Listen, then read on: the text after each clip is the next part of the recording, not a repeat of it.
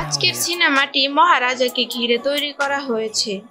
বিজয় সেতুপতি ধারা অভিনয় করা একজন নাপিত তার পেশা এবং তার মেয়ে জ্যোতিকে নিয়ে জীবনযাপন করে। সিনেমাটি পারিবারিক প্রতিহিংসা, হাস্যকর ও কষ্টজনক মিশ্রণের সাথে তৈরি। সিনেমাতে প্রথম দিকে হাস্যকর এবং দ্বিতীয় অংশে আরো তীব্র বেদনাদায়ক একটি অন্য দিক হিসেবে তুলে ধরা হয়েছে।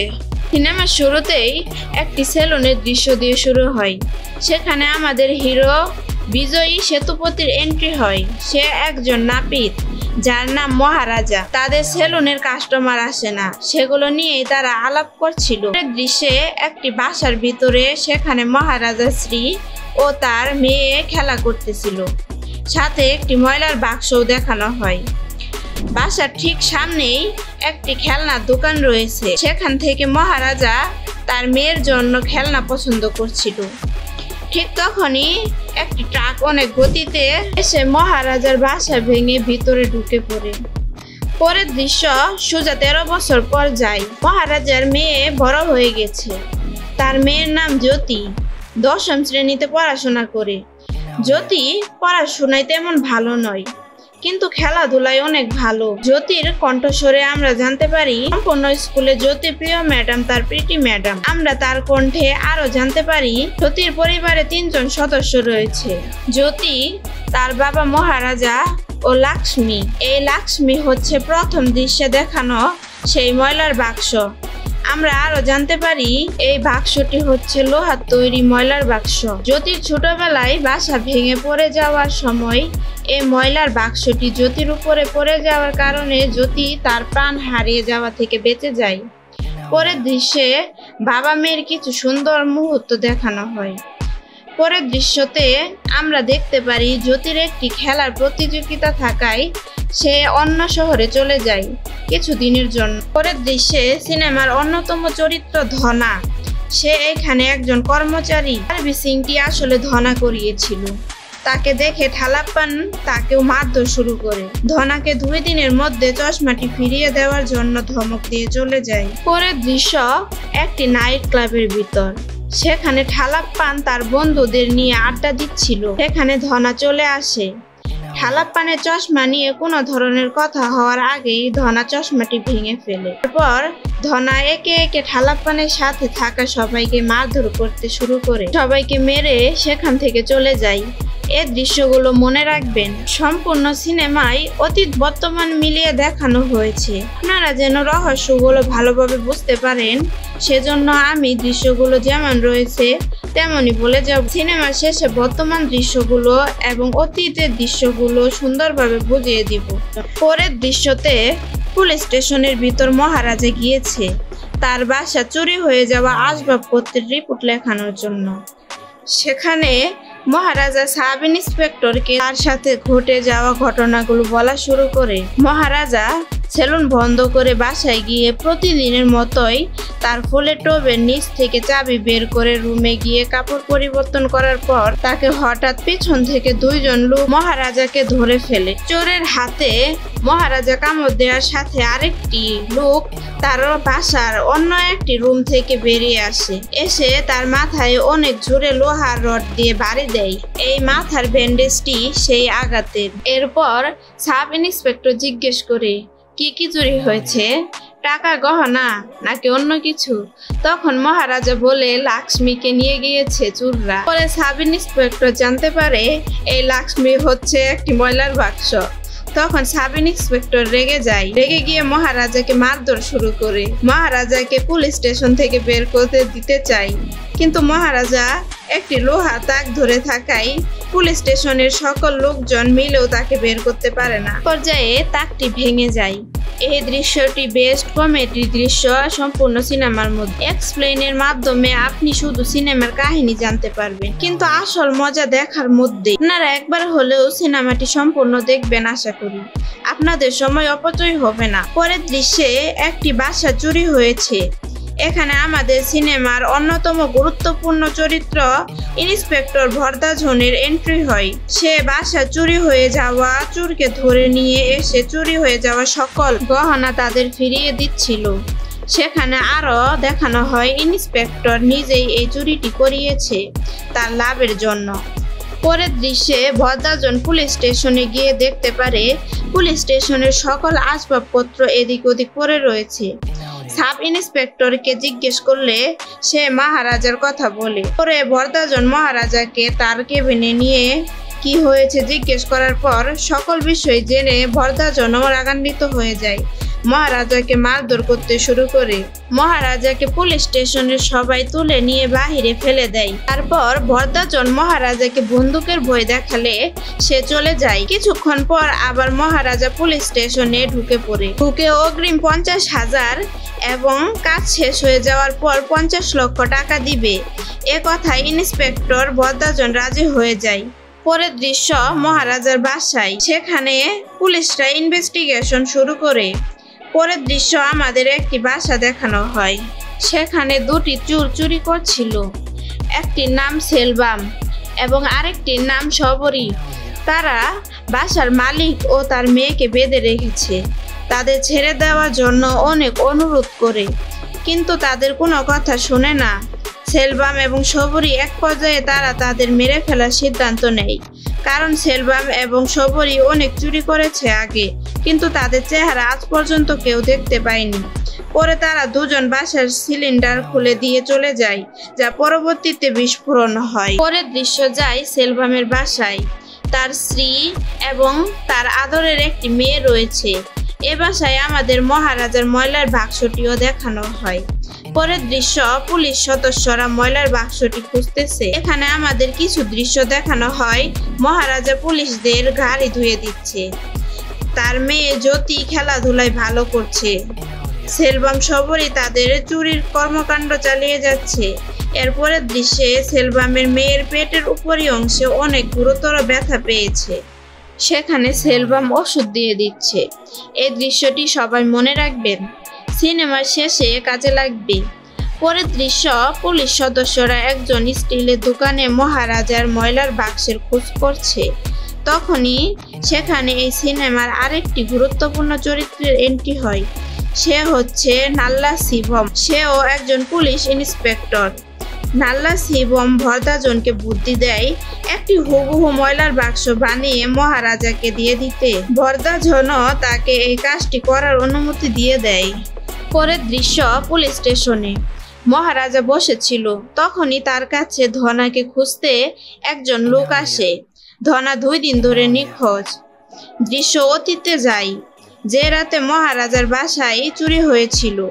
সে রাতে মহারাজা তার বাসায় গাড়ি সার্ভিসিং এর একটি রসিদ দেখতে পায়।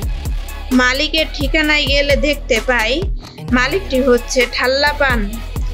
মহারাজা ঠাল্লাপানকে এই গাড়ি কে সার্ভিসিং করেছে জিজ্ঞেস করলে ঠাল্লাপান রাগান্বিত হয়ে চলে যেতে বলে।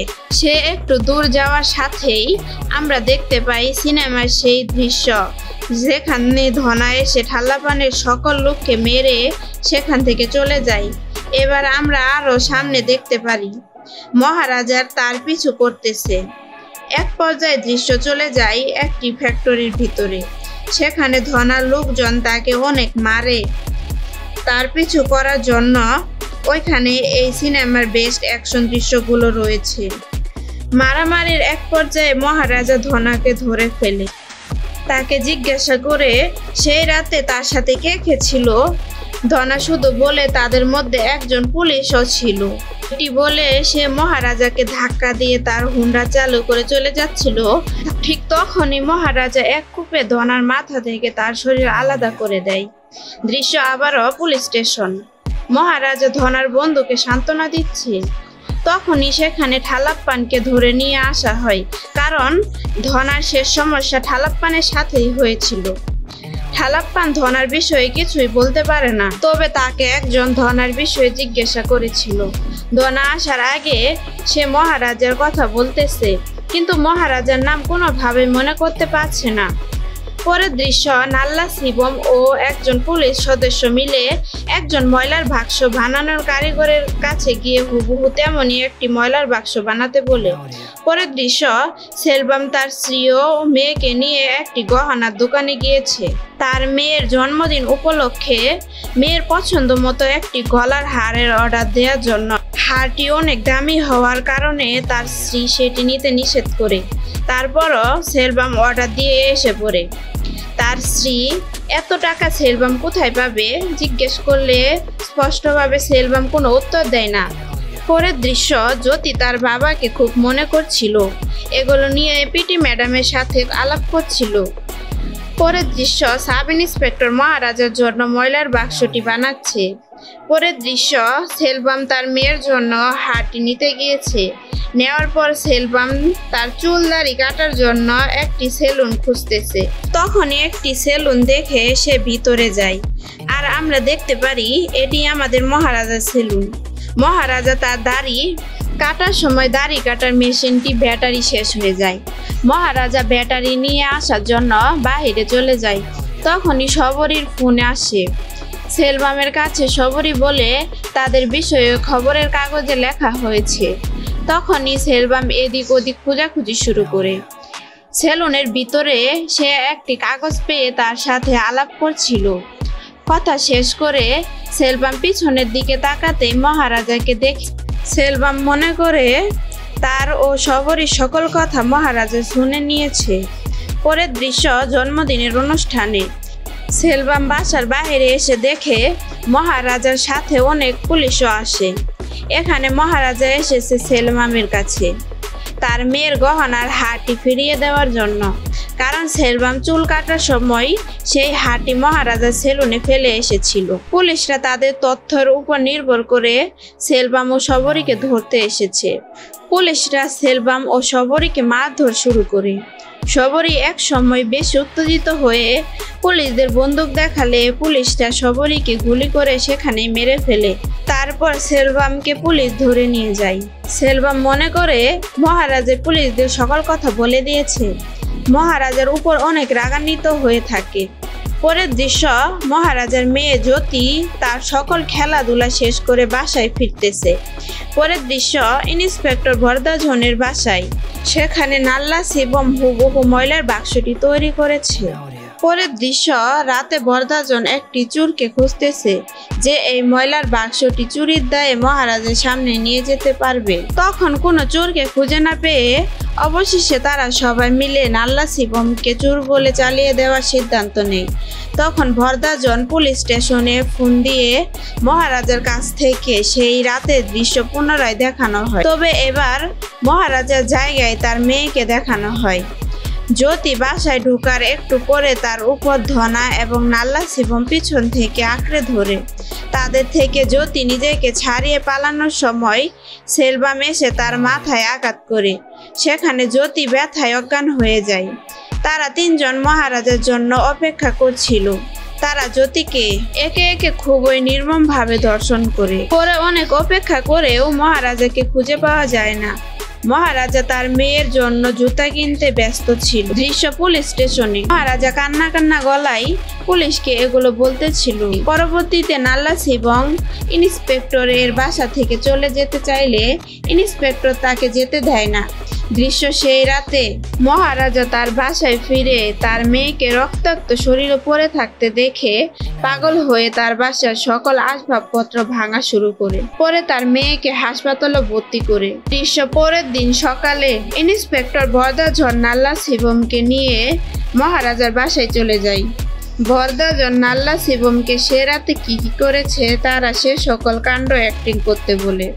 অ্যাক্টিং এর এক পর্যায়ে গিয়ে মহারাজা বুঝে ফেলে সে রাতে তিনজনের মধ্যে একজন হচ্ছে এই নাল্লা শিবম। তাদের সকলের কথার মাঝে আমরা বুঝতে পারি বরদাজন তার নিজস্ব খোঁজ খবরের ফলে বরদাজন আগে জেনে ফেলেছে যে মহারাজার মেয়েকে ধর্ষণ করা হয়েছে এবং এই নাল্লা শিবম একজন। এটির জানার পরে নাল্লা শিবম তাদের কাছে অনেক অনুরোধ করে তাকে ছেড়ে দেওয়ার জন্য, কিন্তু বরদাজন তাকে না ছেড়ে দিয়ে তাকে মহারাজার হাতে ছেড়ে দিয়ে বাসা তালা মেরে তাদের গাড়ির কাছে চলে যায়।